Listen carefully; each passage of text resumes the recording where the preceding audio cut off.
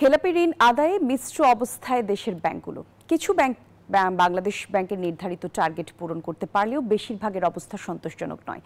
খেলাপি হওয়া প্রতিষ্ঠানের অবস্থা দেখতে পরিদর্শনেও যাচ্ছেন কেন্দ্রীয় ব্যাংকের প্রতিনিধিরা। এদিকে খেলাপি আদায় কম হওয়া ব্যাংকগুলোর লভ্যাংশও কমেছে।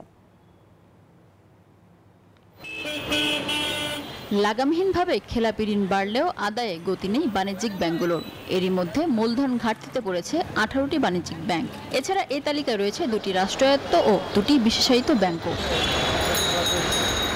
খেলাপি আদায়ে সবচেয়ে ভালো করেছে রাষ্ট্রীয় মালিকানাধীন অগ্রণী ব্যাংক। 100 দিনের ঋণ আদায় কর্মসূচিতে 5,600 কোটি টাকার লক্ষ্য ঠিক করেছে ব্যাংকটি।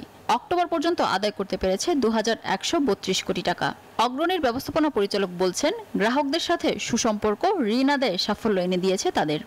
আমরা এখন সবথেকে বেশি ইফোর্ট দিচ্ছি আমাদের ক্লাসিফাইড লোন আদায়ের উপরে।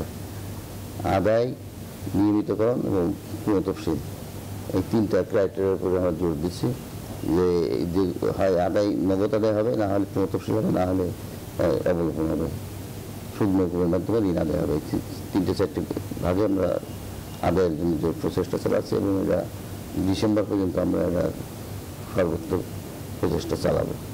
ব্যাংকিং খাতের সংকট কাটাতে খেলাপি আদায়ে গতি ফেরানোর তাগিদ দিয়েছে কেন্দ্রীয় ব্যাংক। খেলাপি প্রতিষ্ঠানের অবস্থা পর্যালোচনা করতে বিভিন্ন ব্যাংক পরিদর্শনে যাচ্ছে কেন্দ্রীয় ব্যাংকের প্রতিনিধিরা। একে ইতিবাচক হিসেবে দেখছেন বিশেষজ্ঞরা। প্রথমতম ক্রাইটেরিয়া হচ্ছে আপনি আদায়ের মাধ্যমে, আর বিকল্প হচ্ছে যে আপনি রিটার্ন অফ করেন, রিশিডিউল করেন, এইভাবে করেন।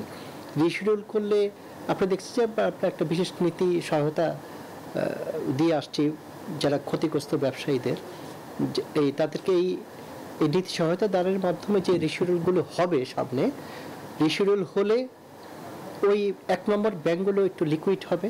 আয়ের সাথে ব্যয়ের একটা সংযোগ থাকে, অর্থাৎ এখানে কিন্তু যে ক্যামেল যেটা বলা হয় যে ক্যাপিটাল অ্যাডিকুয়েসি, মূলধন পর্যাপ্ত কিনা, বেশিরভাগ এই দুর্বল ব্যাংকগুলোতে মূলধন অপর্যাপ্ত থাকে। তাদের অ্যাসেট কতখানি আছে সেখানেও দুর্বলতা আছে। তাদের যে খরচ হয়, দেখা যায় যে প্রশাসনিক অপারেশনাল ব্যয় অনেক বেশি থাকে। তো এই সমস্ত কিন্তু বন্ধ করতে হবে। খেলাপি ঋণ আদায় কম হয় ব্যাংকগুলোর লভ্যাংশও কমে গেছে। সংশ্লিষ্টরা বলছেন, ঋণ খেলাপিদের বিরুদ্ধে কঠোর ব্যবস্থা নিলেই ব্যাংকের প্রতি আস্থা বাড়বে গ্রাহকদের। এতে আমানত বাড়ার পাশাপাশি বাড়বে বাণিজ্যিক কার্যক্রম। মিনা ফেরদাউস, নিউজ 24, ঢাকা।